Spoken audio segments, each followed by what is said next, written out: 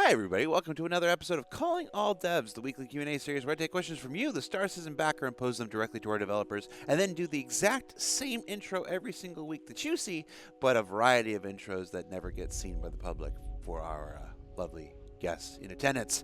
Speaking of guests, we have Calling All Devs All-Star, the original, the man for whom I could not do this show or any of my shows. I couldn't get out of bed in the morning without this person. Todd Pappy, how you doing, man? Oh, I'm good. Yourself? Okay. I'm okay. Early in the morning? It is early in the morning. The wonderful thing about this, and people wonder why I ramble so much in Calling All Devs, it's because I was asleep like 25 minutes ago. Yeah. Well, just a little. Well, there's some behind-the-scenes stuff. I think how tired you felt, or you feel this morning, is how I felt this morning, where I forgot my sandwich and had to do double stairs all the way up, all the way down.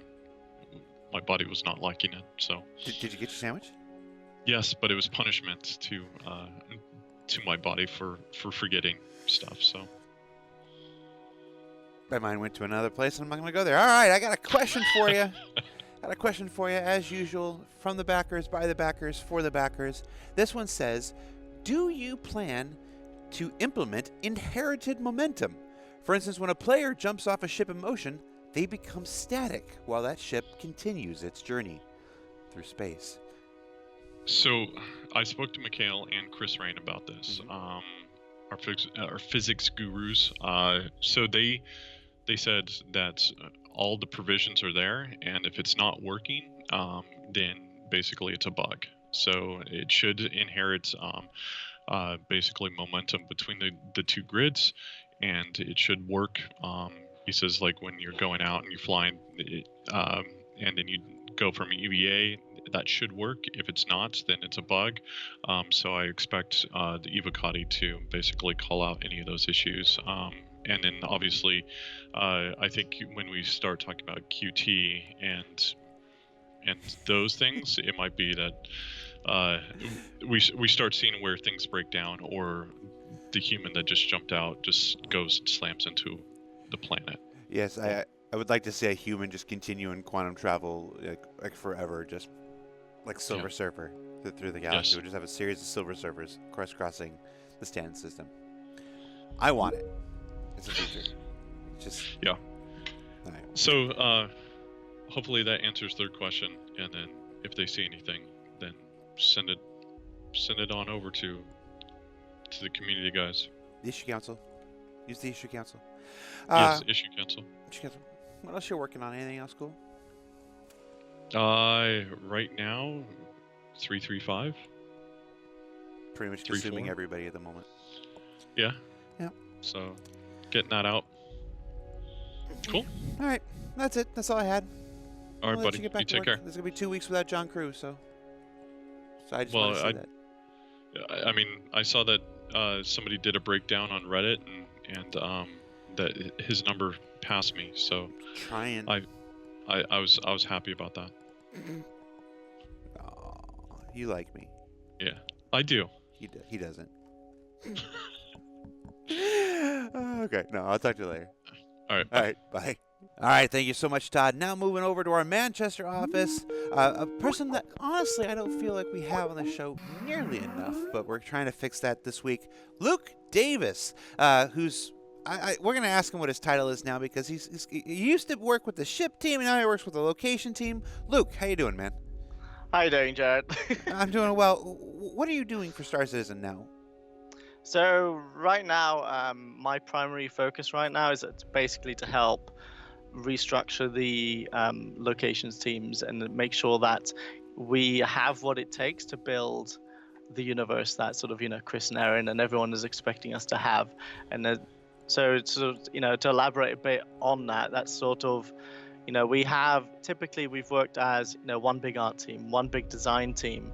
And, we're trying to move away from that purely because of how much we work on at any one time at the game. And what we're trying to do is essentially pull the resources together, go, right, okay, you know what, we want a team to work on a landing zone, and then the next landing zone, and then the one after that. And then we want to do the same with planets, the same with space stations, and, the same with missions, really. And we want to be able to go, right, landing zone, you have right, these are the artists you can pull from. These are the design, the live designers, level designers, the system designers. This is the tech you need. This is, the UI you need for it, and basically pull them all in under one little group and call them the landing zone team. And they're the guys that basically move together and sprint together and basically work towards one common goal. So for example, right now, the biggest priority right now is doing the central business district for Lowville. So right now we have a team called CBD, exactly. So we call that all that right now is under a team called LZ1. So my primary focus has been essentially helping to set up the teams, helping drive the teams with the help of my fellow producers, and of course the leads in charge of sort of the individual areas. And yeah, that's pretty much it. I of course have Ben Parr, who's now sort of more involved on the ship side, working alongside Mark Hong. So I still have the overview on basically all the content side, but right now it's about we know how to make a ship. Ships are doing fairly well. How do we get locations out the door? How do we build the gold standards? How do we get a proper schedule for all that together? So I hop around where it's needed, Joe. I haven't even asked the question yet. So, but thank you. So it's nice, Luke, to have somebody who's so forthcoming with information, unlike certain John Crew people. No, we love John Crew. Really. I love John Crew. People on Reddit are trying to insinuate that we don't like each other, and I do like each other. When I'm there in person, he tolerates me. It's very nice. He's like a nice fluffy teddy bear in person, really. Like if you stand next to him, you just want to give him a nice hug. All right. So your question this week, now with your backstory, I know we have the right person. Doesn't mean there's going to be an answer for it, but I know we have the right person to ask. It says, how fast do you think we'll be able to create a solar system once all the tools are in place for creating them? And that's a big gimme. So yeah, once we figured out everything that we need to figure out, and once we have all the tools that we don't have, how fast do we think we can make a solar system? Yeah, it's an interesting question, and I think sort of just understanding the backstory and why I'm on locations right now hopefully gives you a bit of insight, and everyone a bit of insight on as to why it's quite a difficult question to answer, because we've been trying to get these locations out sort of on time with everything that's needed in it. And I think as a backer community and everyone, they can see when we brought Levski out, it was sort of it was a bit bare bones. It was it was very nice to look at. It was great, but really there could be more sort of to do there, and we know there is more out there in terms of gameplay that we have to offer. And I think sort of the first proper gold standard landing zone that we're bringing out is Lowville, and that was quite a bit more complex in terms of how much goes into it, and we're sort of learning a lot. And I think we discovered that shift on the ships. If everyone remembers sort of the Gladius, we did the damage states, and it sort of looked very new and different to what we had done before, and we were like, right, we've got it. We know what a ship is now. And ships after that were like, right, yep, we know how to schedule them. We can build a pipeline from it. And now we know we can tell everyone when they're getting certain ships. And obviously we have our fun discussions of going, well, is it in white box, is it in gray box? And really on the locations pipeline, because of how much the tech has changed. If you think about just the planet tech by itself, that a few years ago that wasn't even a thing, and now it's what we're centering a lot of it around. And we have our procedural tech with rest stops and our outposts and underground facilities, and basically to go, right, how do we we're trying to aim to go, right, Star Citizen at one point is going to have 100 systems. How do we get there without being in development for 100 years, right? We need to be able to scale up. So a lot of the past year or two really has been about what tech do we need? How do we prove a lot of this out? And I think we've seen that on the the rest stop side of things, where we showed it off and we've gone, here's a variation of it, here's what the procedural layout tool can do in terms of, you go to a rest stop and the interior may not always be, the shop may not always be at the same place, or that particular rest stop may not have the same shop that you're going for. So we've actually learned a lot, and this year has been about as I said, sort of restructuring the teams and making sure that, right, you as a landing zone team, here's a pipeline. We've created a pipeline this year, and it's similar to how we have on the ship side. We know, pre-production, we know white box, and there's, many fun, colorful boxes that I'm sure you would love, Jared, on, to, slot certain locations into. We make sure that we don't move into a certain thing until we've done, sort of the previous steps, so to speak, right? Like, an obvious one being making sure there's a level design document before moving on to the next bit, and making sure there's, pre-approved concepts. Everyone's on the same page on what, characters and mission givers and, bartenders we're going to have, what are going to be in all the shops. So that's always, there's, it sounds a bit obvious when you think about it, but it's sort of like you pull everything together and you make sure, right, as a company priority, you want to work on CBD, you want to work on Area 18. What does it mean? Get it out there, and there's actually stuff to do, and everything's sort of being considered about, right? I think one of a good example being sort of our landing zones at the moment, where you have, we put a schedule in place for Lawville, and we're like, we have to consider this and this and this and this. And this year we went, right, you know what, we actually need to start making common elements. So common elements are things like hangars and habitation rooms or transit, and essentially it's areas that we can make once. And let's say we have a utilitarian space station, and if we have the hangar, we can plug it into another utilitarian, like a landing zone, for example, right? And anything that needs that hangar, we can sort of reuse that. And if we wanted to make a high-tech version of it, or a super modernism version of it, we could basically go and create that visual archetype for that, knowing, we've done the design for it, we know the metrics, we know what goes into it, and now it's just simply, skinning it from an art point of view. And basically all that is so we can speed up development later down the line. So when we move on to, something like Terra, we can start creating the sort of common elements for that area, and then we go, right, we simply plug them into the sort of certain areas, and then everything that's unique to the area is still very unique. And, we've learned a lot on that side. Like if you look at Area 18 now, we didn't know previously that we wanted to have a transit system and, a spaceport in Area 18, right? But now we do, based on all the lessons we've learned on Lawville, and based on what Chris, Aaron, Todd, and Tony, sort of everyone sort of, is wanting to aim for as a vision for the game. And we're taking it into account now. So, even just a year ago, that wasn't a thing for Area 18. It wasn't a thing when Area 18 was in the game initially. And now that we're sort of reconsidering it, we're even learning things in terms of, right, to make it run really well, there's changes in layout, and we've learned a lot on sort of how to optimize our landing zones as well, to make sure that there's a much better frame rate on that front. So there's a lot.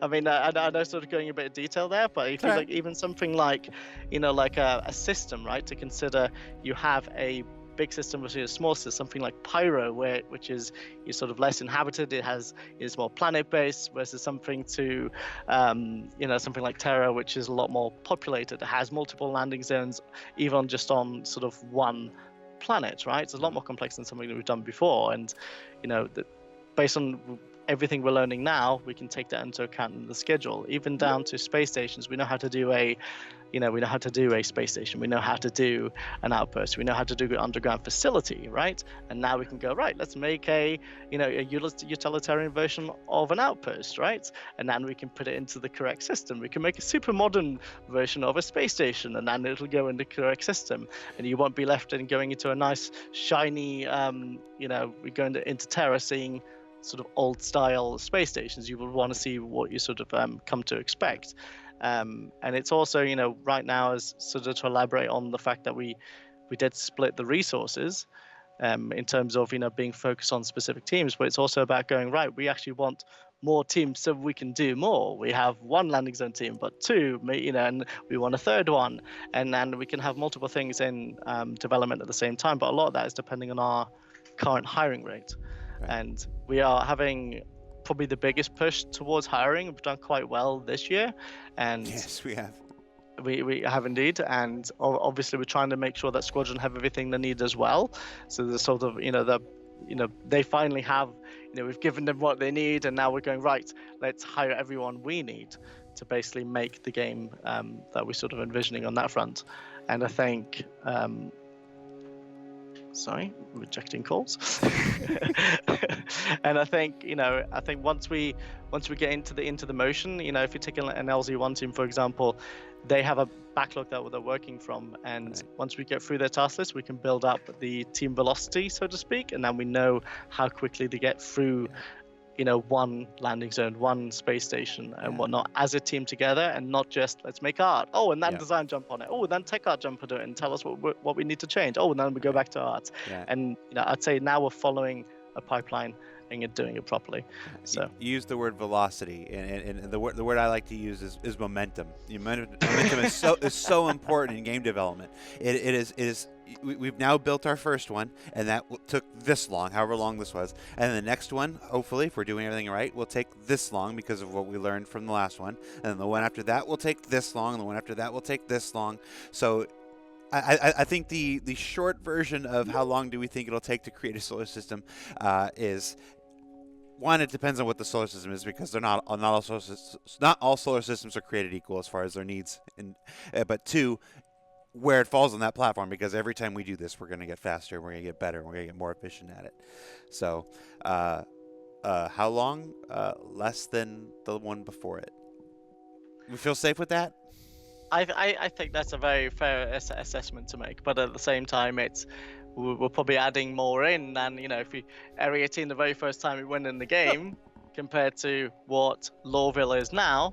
There's a lot more, but as you said, I wouldn't say that's necessarily more time, because we actually know how to build it. We have a pipeline, and we're doing them a lot quicker than we have ever done before. Even looking at the schedule and how much we have just of last year, if the community sort of realized, oh, how much did we actually make last year compared to how much we're making this year, even on the ship side, like everything, we are getting a lot quicker, and you can definitely expect that into next year as well. Cool. All right, that's it. Luke, above and beyond, man. Excellent. Thank you so much. I'll let you get back. No worries, I had time for you, Jared. All right, cheers, mate. Take care. All right, thank you so much. And now, last but certainly not least, we are going to our own Keegan Standifer out of Austin, Texas studio, who's going to talk to us about our new telemetry page. Keegan, how you doing, man? Good. How are you, Jared? I'm all right. I got a question for you. Now, normally these questions come from our thread. We collect them and everything. I'm calling an audible. I'm inserting my own question this week. It's still from the community. It's with 3.3, when 3.3 dropped, we introduced our brand new telemetry page, which Chris debuted at CitizenCon this year. I want to ask, quite simply, how does that work? So one of the most common questions that we get is about performance in our game and what it takes as far as hardware to run a game that's so demanding like Star Citizen. We used to generate sort of minimum and recommended specifications as a guideline that we could distribute out to our players, so they could kind of generalize how they should build their machines or what kind of hardware they would need to run our game. Now, previously, this worked to an extent, but we wanted to refine this process and give the players more insight into this data. So we've taken some of the data that we collect when it comes to performance, like frames per second, as well as the hardware that players have. And we've summarized this in an interactive graph that players are able to view to see where certain performance falls in respect to things like your CPU and your GPU. Now, when you log into our website, you're able to look at your own summary of your performance and hardware, and that's generated from the data that you send during your gameplay session, and then compare that against other players. So you can see exactly where your specific machine falls against those with very high-range CPUs, as well as the average, and the same thing goes for GPUs. Are you excited to finally get this out into players' hands? Yeah, I definitely think our player base is very data-oriented. They like seeing the numbers. They like knowing, exactly kind of how things perform in comparison to stuff, and they want to be able to make the best decisions and well-informed decisions about things like hardware. And I think this definitely falls in line with their ideas. It's very cool. I think my exact quote the first time I saw it was, "This is fucking cool." And we'll see if I bleep that or not. All right. I'm going to let you get back to work, Keegan. Thanks so much. No problem. All right. Take care. Well, that about does it for this week's show. A special thanks to Todd Pappy and Luke Davis and Keegan Stander for taking their time to be here on the show with us this week. Remember to submit your questions for consideration each and every week up in the thread, up on Spectrum, and don't forget to vote. Additionally, there's no show next week because we're doing our special, well, you're going to see it. I'm not going to spoil it for you. So we'll be back in 2 weeks with another episode of Calling All Devs. I'm Jared Huckabee. We'll see you then.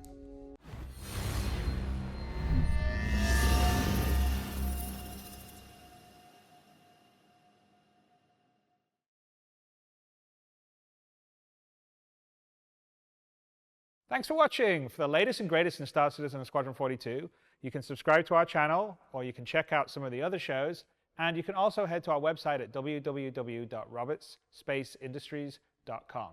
Thank you very much for watching.